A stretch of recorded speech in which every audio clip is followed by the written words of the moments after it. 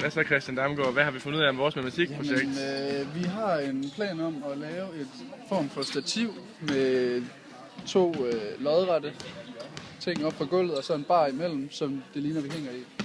Og vi har tænkt os at bruge det blå inde i feltet som planen, altså som gulvet.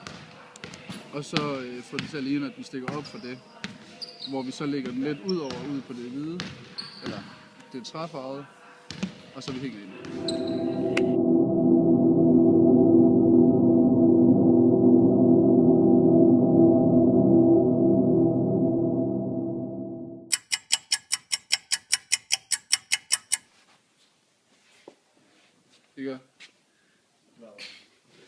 Det her, det er en kubik centimeters kasse.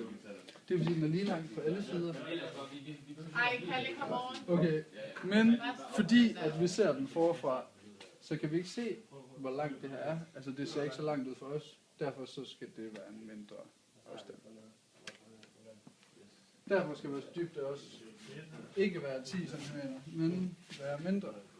Så det kunne være 5 cm, det kan være 3 cm. Det skal komme an på, hvor meget det skal se ud, som vi ser det på siden, og hvor meget vi ser det forfra. Og vi ser det ret meget forfra, så skal vi sige 2 cm. Vi har nu lavet vores tegning, som den skal se ud på en 2D-plan. Altså det vil sige, når den står. Og vi har indsat punkter for rammen af vores bar. Vi mangler at sætte punkter for vores effekt, men det kommer senere. Der har været mange skrubler, og vi har diskuteret det her meget, men jeg tror, vi er kommet frem til noget, der er forholdsvis logisk og positivt. Så det er rimelig lækkert, kan man sige. Vi har skrevet punkterne ned, og vi er egentlig beredt på at komme videre nu.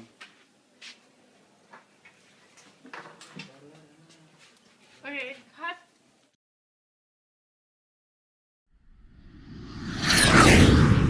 Okay. Ja, men vi vil gerne have bestemt en retningsvektor til vores parameterfremstilling. Og det gør vi ved, at vi har vores kamera, vores bånd på vores første stolpe på den ene side.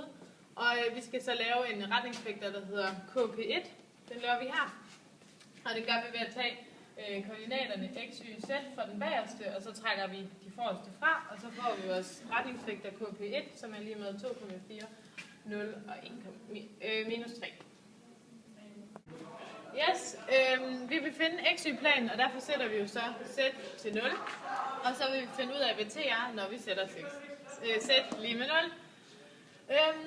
Og vi har lavet vores parameterfremstilling, den har vi lige skrevet op, så vi trækker t ind i parentesen. Og vi sætter z lige med 0 og isolerer på t ved at trække 3 over på den anden side, så der står minus 3 er lige med minus 3t. Og så dividerer vi minus 3 med minus 3, og det giver så t. Og herover giver minus 3 divideret med minus 3, så t lige med 1. Yes.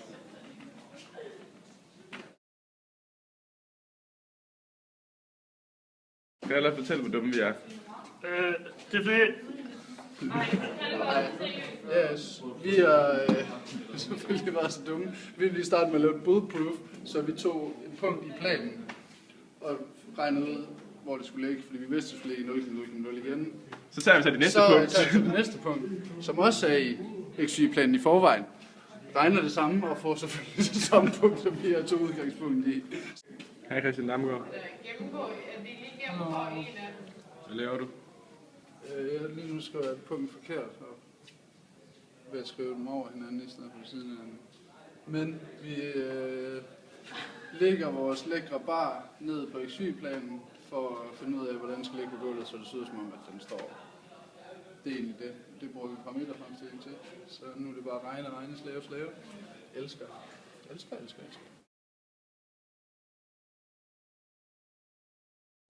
Du kører.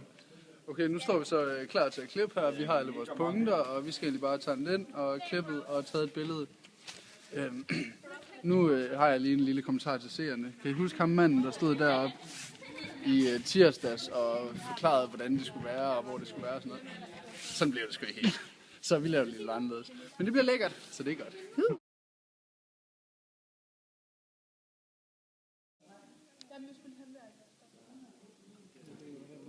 Hej Karoline.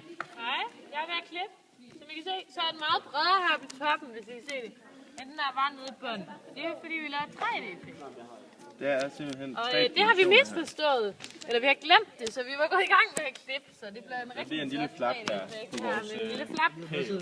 Så. 10 cm forkert. Et lille 10 cm forkert af Christian Damgaard. Det Ja. Hvad har vi besluttet os for? Jamen, vi har besluttet, vi havde forsøgt at lave en... Prøv lige, vores stolpe, hvad kalder man det? vores stolpe, den går helt herud. Vi havde... Så kan vi ikke lave det. Jo, vi kan lave det. Vi havde tænkt, at vi ville lave sådan en stolpe, man hang, eller sådan en... Hvad hedder det? Sådan en på en legeplads, man kan hænge sig Sådan i. en legeplads, man kan hænge i. Men det er vi lidt tidspres. sølvstang. Vi har valgt at lave et i her.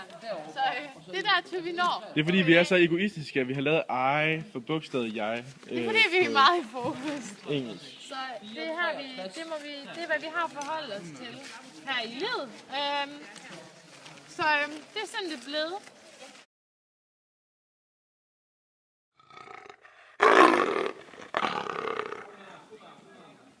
Nu mister vi 3D-effekt.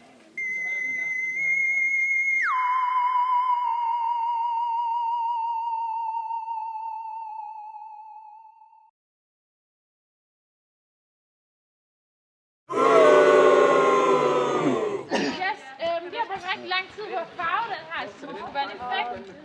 Men vi har fundet ud af, som man også vil kunne se på vores 3D-billede, at man slet ikke kan se det her, vi har tegnet, når man kommer Så op. vi valgte at spille tid og bruge tid på at se, at vi havde lavet de forkerte koordinater, men noget, der ikke rigtig bruges til så meget igen. Fordi vi brugte rigtig lang tid på at regne ud, hvor vores effekt skulle stå. Og hvis vi havde brugt tiden på at tegne uden effekt, så havde vi nok nået hele vores stang. Og så kunne Christian bare komme op og hænge. Vores bar. Det kom han ikke. Det er barn, vi kalder det. Yes. Men, Tak for i dag. Men vi Ha' en er fed rigtig uge. glade for vores projekt, må vi sige, at det kunne lade sig gøre. Men vi vil gerne have fuldført vores Vi er fucking glade for, at vi har lavet fucking 3D.